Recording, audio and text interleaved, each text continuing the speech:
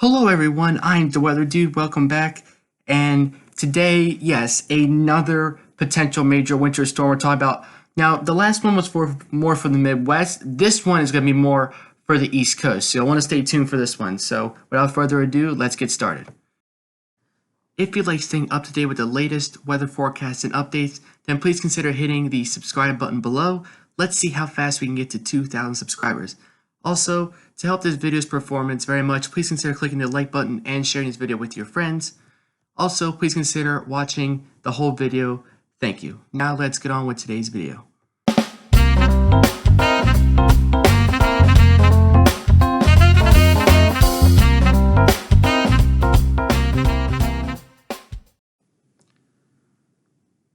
Again, to start off, before we talk about our upcoming major winter storm and the chances, okay, there is a chance still that this could become a blizzard, all right, and especially because of the wind. But I do want to get started talking about the oscillations again first. Again, to those of you that might not have watched these recent videos before, and the fact that the oscillations are actually correlating to the storms that we're seeing. You saw the other big storm we had. We're having another one coming up very shortly over the weekend here. And I will be giving updates on this one as well. But then we also have another one possibly after that. But today we're going to be talking about the weekend storm and the potential for the snow. Not necessarily for the eastern coastline, but we're talking about for the northeast. We're talking about the east coast and just points inland. Some areas could see some snow as well. So starting off with the PNA, as you can see, look how high it's getting, right?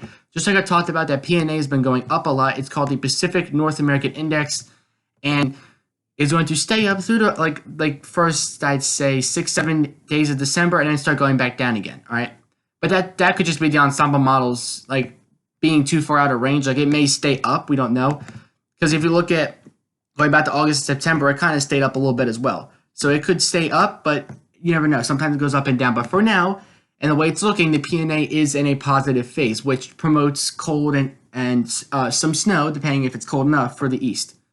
All right, our next one is the North Atlantic oscillation. And again, like I said earlier, this one does kind of work the opposite of PNA. So when this one is lower, that means cold and snow for the east as well. And in turn for the west, why do you think the fire season is so bad in the west? Is because our oscillations are now pointing towards cold and snow for the east, which in turn leads to opposite conditions in the west, which is why you're seeing the fire season, for California, 5 million acres burned there this year, which is 5 times the amount any other year. So it was a very bad fire season over there. And you can see the NAO, right? That's how these oscillations can sometimes work. They correlate to a lot of different weather across the country. And NAO is going to be below the zero line through mid-December, as well as the Arctic oscillation. This could remain pretty low as well. So this works the same way as the North Atlantic oscillation. If it's below that zero line, when it's lower, all right, that's when we see the cold and snow get into the east. You know, if you live in the east or even the central and the Midwestern United States, you might be thinking, well, why was it so warm in November? Look at this. The whole entire month of November, the Arctic oscillation was basically in a positive phase. And at least where I am, it was pretty warm, or warmer than average, I should say, for November. All right, so the exciting part you guys have been waiting for.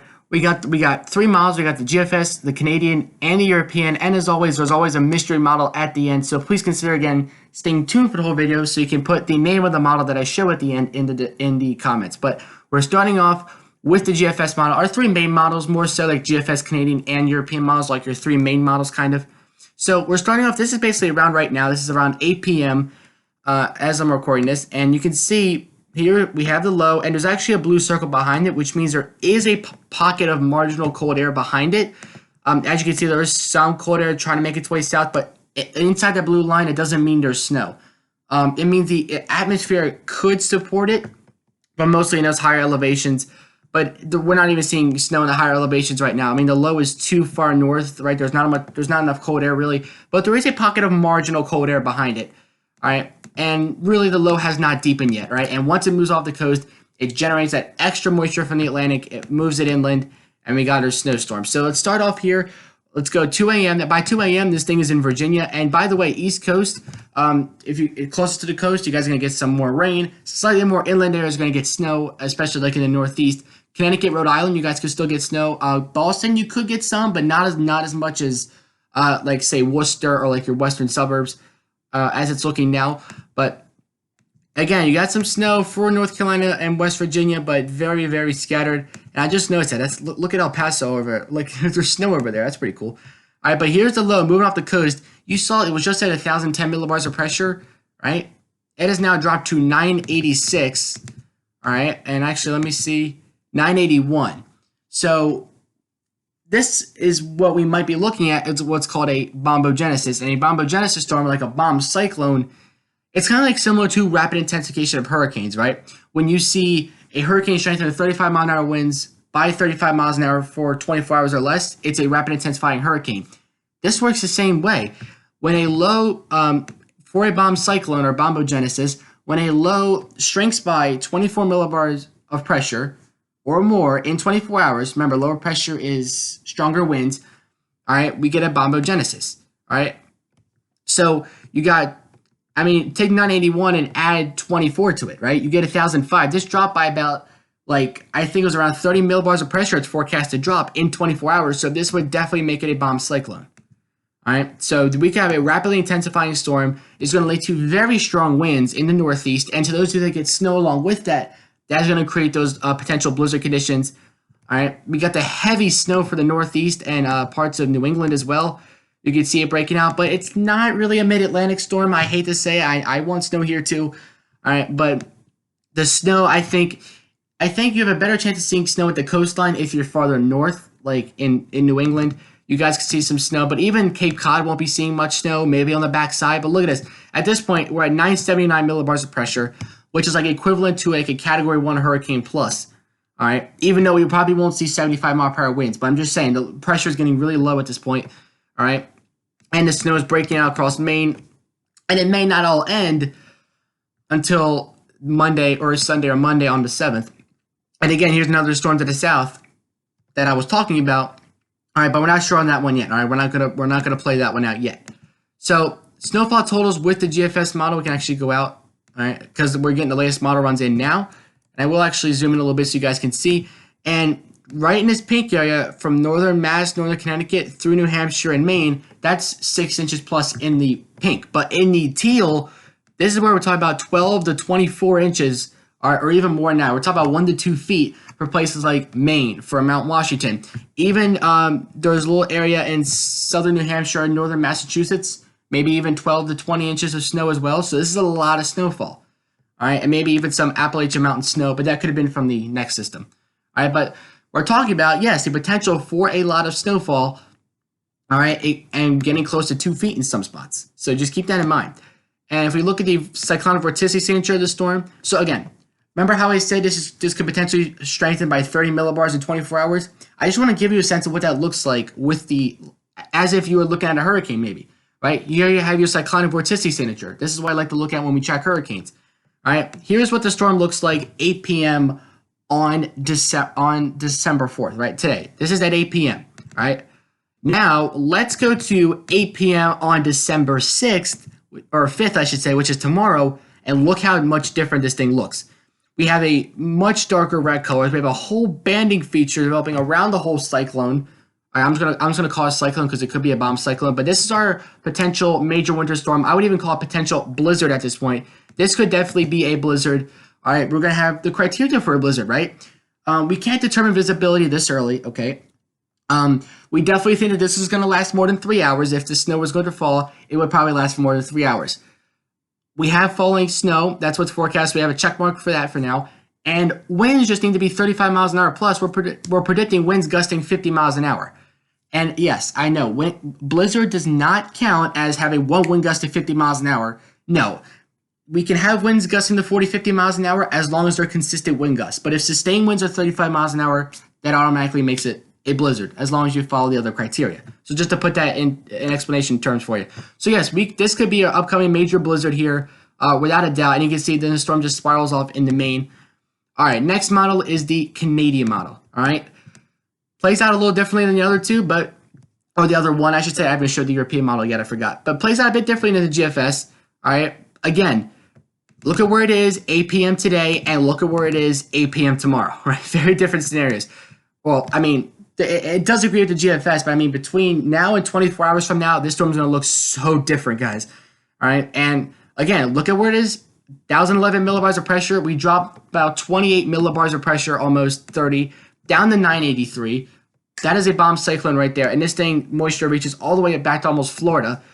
All right. Now, the snow, I feel like with this one is a bit farther to the north. I feel like not as much snow for, like, not any snow for coastal Maine or Boston or even Worcester, for that matter, might not get much until the backside. So they have a bit more snow, I feel like, inland. They don't really put snow at the coast. So they have a bit more of a, because you can see, look at tomorrow morning, look how the low is just off the Delaware and New Jersey coast.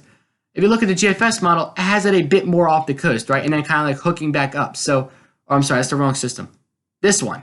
So they have it a bit more off the coast, and I feel like that brings the snow a bit closer. We get more cold air at the coastline. But remember, if the low is too far off the coastline, then nobody gets any precipitation at all, rain or snow. So we have to keep that in mind, right? There's this magical, I forget the coordinates. There's a latitude and longitude. All right, there's a certain like axis where if the low were to cross over this general area, if the low center were to go here, it would be ideal for East Coast snowstorms. But I forget the exact coordinates, but it's somewhere around here. If the low were to track here, I remember seeing it, but I forget the exact coordinates. So we're going to move on to the snowfall totals with the GEM model, and like I said, they're a bit less. We do see some snow for interior Northeast that might not be related to the storm, to this potential blizzard. But we definitely see our 6 to 12 inches and even 12 to 18 for places like northern Maine. But overall, I'd say the GEM model actually does slack off with the snow a lot more. Maybe they have a lot more rain in the forecast, but not quite as much snow. And if we look at, all right, the cyclonic vorticity signature, again, this is 8 p.m. tonight, and here is 8 p.m. tomorrow. Two very different looking systems, guys. This thing is going to intensify so fast, your head will literally spin. All right. Now, here we are with the European model now. Again, mystery model will be after this, so don't forget to put the name of the model in the comments section. So we have a European model, and they show something, I feel like, a lot more. Now, they have a lot more like snow, like similar to the GFS, but they have some more snow and mix. So look how it breaks out. We are on 8 a.m. Saturday morning, mostly rain. All right, it's funny because most of the snow actually comes at 2 p.m. in the afternoon, which is pretty funny considering that's like the warmest time of the day. But yes, that's when the low moves a bit farther off the coast. We get more cold air. All right, I mean, like it could sometimes. I've seen days where it's been like 50 when I wake it up, and then 3 o'clock in the afternoon it could be 39. That's just depending on how the storm moves. All right, so you got more cold air building in, even at 2 o'clock in the afternoon. And you got a lot of purple, which is actually that like wintry mix. Not necessarily ice. Not a lot of the models are calling for ice storm, but definitely some snow and sleet and rain, which can still be hazardous for travel, and a lot of heavy snow in between that as well. All right, so you see them moving to the north. All right, look at all these dark blues and magentas. Magentas is the serious stuff. This is like pretty much whiteout condition, almost blizzard-like snow. When you see the magenta, that's what we could be dealing with. Then the low finally moves out of here. The snow is finally out of here, but look at this. Maybe some snow for the Mid-Atlantic. All right, I could not show it. I mean, it was already here. But yeah, maybe some Mid-Atlantic snow for Monday, but we're focusing on this storm for now. We're not so sure about the other one yet. All right, again, so here's the storm moving out. It may not be till maybe Sunday morning, maybe Sunday or Monday. It might take that long for the storm to move out. All right, so here we are. All right, snowfall totals, look at this. We're talking about, again, 12 to 20 inches plus of snow if you live in those bullseye areas like northern Massachusetts, central eastern New Hampshire, pretty much the whole state of New Hampshire, and all of central, western, and northern Maine. But notice Boston, okay? I mean, we look at Boston. Boston itself could still get 3 to 6 inches, 3 to 5 inches, but you go just to the west. Like I'm talking about 20, 30, 40 miles to the west, you could be picking up on double digit and even 10 to 20 inches of snow if you go not too far west of Boston. So these kind of snow events are really exciting because it's all about that storm track. 10 miles, 20 miles offshore, that 6 to 10, that 12 to 18 could be on Boston. If this were just farther offshore, if we just had a little bit more cold air. So this is something we definitely need to keep watch over. European model, again, look at the storm. Not much you can see of it, but look at this. Again, this is 8 p.m. tomorrow versus 8 p.m. today. The teal is like some massive amounts of energy we have brewing up there. And our mystery model, get ready to put it in the comments. It is 3 letters. It is the NAM model again. All right, so we're using the NAM model. I will be using other models, like more high definition models, but those only go out a certain amount of time, and I want to make sure that they can fit inside. Like if a model can't, like if a model only goes out like a day or two, it can't fit the entirety of the storm in there. So I have to make sure that, but once we get closer to the storm's like duration, we'll be able to show more models. But starting with the NAM model here, look, they're technically like a more kind of a snow biased model. Like they have more snow. Look at it right now. I mean, this is 8 a.m. European model showed some snow. This shows none. And by 11 a.m. and by 2 p.m., where the snow is cranking already, right? Like seriously, look at this is 8 a.m. all right, and boom, all of a sudden a massive area of snow appears like 3 hours later. All right, so this is going to get developing so quick, and once it starts deepening over the Atlantic water, the snow is going to start cranking on the back side of it, on the western side. Pressure down to 979 at this point, which is epic. That's epic for a storm like this. All right, normal for a hurricane, but for a bomb cyclone, this is like a really strong storm. And again, it may take until late Sunday into Monday before all the snow is set and done. And the NAM model is calling, now I think this is Mount Washington, but still 32 inches of snow. And even some lower elevations. This is western Maine, southeastern New Hampshire. We're talking about 20 to 30 inches of snow. And they have a lot more, like 6 to 10 for Boston, a foot plus getting down to Connecticut. So you see what I mean by snow bias. But this is something we're going to have to keep our eyes on. And before we close out here today, we're going to take a look, all right, because remember, we talk about the snow. We have to talk about, could this thing become a blizzard? Because the main thing with a blizzard is you need to have the winds. All right. I mean, that's how you get a blizzard. All right. It's mainly the snow and the wind. Also, visibility and duration are other factors. So we're starting with the European model here. We're going to take a look at European and GFS real quick. And I'm going to switch to, because I assume miles an hour is much, for me, it's much easier to read. All right. Off coast winds, like offshore winds, are 75 miles an hour. All right, this is basically like Saturday, like afternoonish. But even inland in places like Boston, winds will be the 40, 50 mile an hour consistent wind gusts. All right. Actually, sorry, I thought it was on wind gusts. There we go. All right, so, and you can see as it moves north, I think the best places, so as my forecast here so far, the places that have the best chance to see blizzard conditions are northern Massachusetts, central eastern New Hampshire, and also central, western, and northern Maine. I feel like that's the target area as of now. Storm track shifts this way, the target area gets pushed that way. If it's the opposite and the storm track goes this way, maybe some more blizzard conditions closer to the coast. At this point, the storm's coming very soon. I think we're pretty confident on where the snow and the wind is going to be. But again, any small shift in the track can be so crucial to the forecast. And if we look at the GFS model here, again, wind gusts with the GFS still get 40 miles an hour. Remember, 35 is all we need. As long as it's not one wind gust of 40 miles an hour, if it's consistent wind gust, 35 miles an hour plus, you have a blizzard, and I think that is certainly possible. So please be prepared. And like I said, this will be dangerous for the east coast to the northeast. The mid-Atlantic will still be dangerous for you guys. A lot of rain and wind. Definitely not a good day to travel for sure. So just keep that in mind. So thank you guys for watching today's video. Hopefully we'll be providing more updates on this. I'm the Weather Dude, signing off. Till next time, I'll catch you guys in the next video.